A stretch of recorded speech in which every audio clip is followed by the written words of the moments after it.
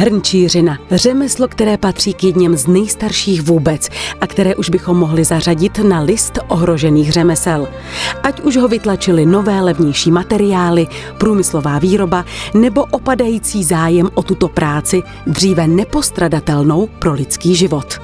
V té minulosti hrnčíři museli všecko to kuchyňské nádobí pro ty lidi dělat, protože nebyly teflonový pánve, nebyly litinový pánve, nebyly smaltovaný, ani nerezový, ani silikonový formy na vábovky a tak dál. A to všecko musel ten hrnčíř v té oblasti pro ty lidi dělat, aby ten život tam mohl běžet a mohly se ty pokrmy vyrábět, lidi mohli jíst talíře, hrnky, lahve, džbány, to všecko hrnčíř musel umět. Dnes už je hrnčířina převážně hobby záležitostí nadšenců, kteří hrnčířskému kruhu propadli, jako pan Radek Černý, jehož zájem o hlínu a nerosty začal již v dětství, neb pochází ze severního Plzeňska, meky keramiky. A přerostl i do profesního života, coby geologa a později technologa těžby a úpravy ve firmě, kde se těží keramické jíly a písky. Ale přímo k hrnčířskému kruhu ho přivedla zvídavost a chuť naučit se něco nového. Co je pod zemí, to mě zajímá, takže to je první věc a co z toho vyrobit, je ta druhá věc, že jo. Takže jsem se tady už pohyboval a zjistil jsem, že tady pan Ivan Egon Werner má keramickou dílnu v Novém Drahově, určitě pojedete kolem, hrázděná obrovská hrnčírna. A v té době tam ještě měl dva kolegy, jeden byl můj předchůdce ve fabrice, kde já jsem ho vystřídal v kanceláři technologa, co jsem dělal 30 let, já už taky dělám 31. rok, tam technologa. A za nima jsem chodil do toho Drahova a chtěl jsem vyrábět hmoty pro keramiky, takže jsem vždycky nějakou hmotu vymyslel, samozřejmě jsem úplně neměl všechny ty podklady, ale vymyslel a furt jsem je obtěžoval, ať to zkusej. A byli značně nervózní, až jednoho dne mi pan šéf řekl, tak se to sakra nauč a neotravuj, že jo. Ten říkal, tak mi pomožte. No a tím to začalo. Takže jsem začal učit se starýma pánama v hrnčírně, dodělal jsem jim všechny hmoty, ty hmoty tam používají do dneška z místních surovin, které jsou místní, levný, rychle dopravitelný, že se nemusí z Dolního Bukovska a ostatních částí republiky tahat surovina sem. No a za to jsem se tam mohl učit a měl jsem tam volný přístup, že jsem si tam mohl zkoušet všechny možné keramické aplikace. Dílna Radka Černého se nachází v sousedství Národní přírodní rezervace SOS u Františkových Lázní, což je pro jeho práci významným benefitem, neboť přírodní bohatství SOSu a jeho okolí využívá i na výrobu vlastní hlíny a glazur, jejichž recepty jsou jeho tajemstvím. Tady třeba vidíte té složení hlíny ve zkratkách. Jo? Blauton, mikromletý, felčpát, křemen, mastek, magnezit. Takže když také napíšu, tak vím, z čeho to je a v sešitu si najdu potom procenta, že? Na to, aby se člověk stal dobrým hrnčířem, potřebuje správnou hlínu, hrnčířský kruh a šikovné ruce, které zvládnou vyrobit džbán, základní to výrobek správného hrnčíře. No.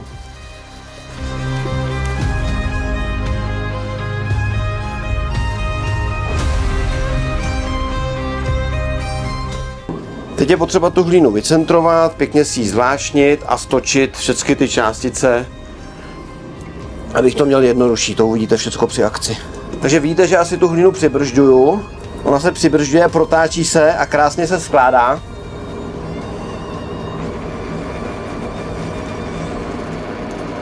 Při té rotaci. Jak dlouho třeba tak trvá, než se tohle člověk naučí, nebo jak dlouho to trvalo vám? No, když jsem to uměl dokonale, tak možná, no dokonale to neumím do dneška, ale možná 15 let. Jako hrneček dokážu za 2 odpoledne naučit průměrnou zdatnou ženu. A průměrného zdatného muže, ne? To nevím. Že tam nechodím. Jo. Jakože u mužů už o to... Ty nechtějí, ne, to, že žádný chlap mi neřekl, že by se chtěl učit točit na kruhu. Nezajímavý, že jo? Takže mám takový základní tvar, mám to vycentrovaný, nikam mi to nehází, mám to všechno srovnaný, mám to takhle krásně stočený, ty minerály vevnitř. Takže se vrhnu na samotné točení džbánu. Takže máme udělaný dno, který by mělo být tak 0,5 cm od hlavy kruhu, protože ještě budu odřezat a teď se budu snažit z toho vytočit základní tvar pro výrobu džbánů, flašek, prostě polotovar pro další točení. Takže vidíte tu vlnu, to je takzvaná S vlna, kdy já ten jíl zhutňuju a tlačím tu vlnu nahoru a proto mi to roste. Kolik je vás tady hrnčířů? Třeba jestli máte ponětí vůbec, jako když vezmeme Karlovarský kraj. Jo. Tady jsou nějaký, hrnčířů, je tu hodně keramiků. hrnčířů v Karlovarském kraji, nevím jenom o sobě, jo. Takže teď máme takový polotovar, ze kterého jde udělat spousta věcí, jde z toho udělat hrnec, jde z toho udělat flaška, jde z toho udělat žbánek, prostě je to polotovar. A z téhle kachlice, jak se odborně říká, se teda teďko pokusíme udělat džbán. Důležité je, aby bylo vše krásně namokřené a nic nedrhnulo. Je potřeba nechat si také nahoře širší okraj a dole chytnout vlnu. Tak vidíte, že džbán už se začíná pomalinku tvarovat, ještě mu uděláme nějaký bříško, potom uděláme tady hrdlo nahoře a budeme se chýlit ke konci. Vidíme, že trošku hází, tak se musíme srovnat. Řekněme, že takhle to tělo by stačilo, takže teď budeme dělat hrdlo. Jde o několik věcí, vždycky musíte mít ruce zafixované, abyste působili na tu hlínu jako stroj, to znamená zpevněný. Vidíte, že mám mít opřený loket o stehno, teď bych tady ještě mohl mít také spojený ruce, abych měl větší stabilitu.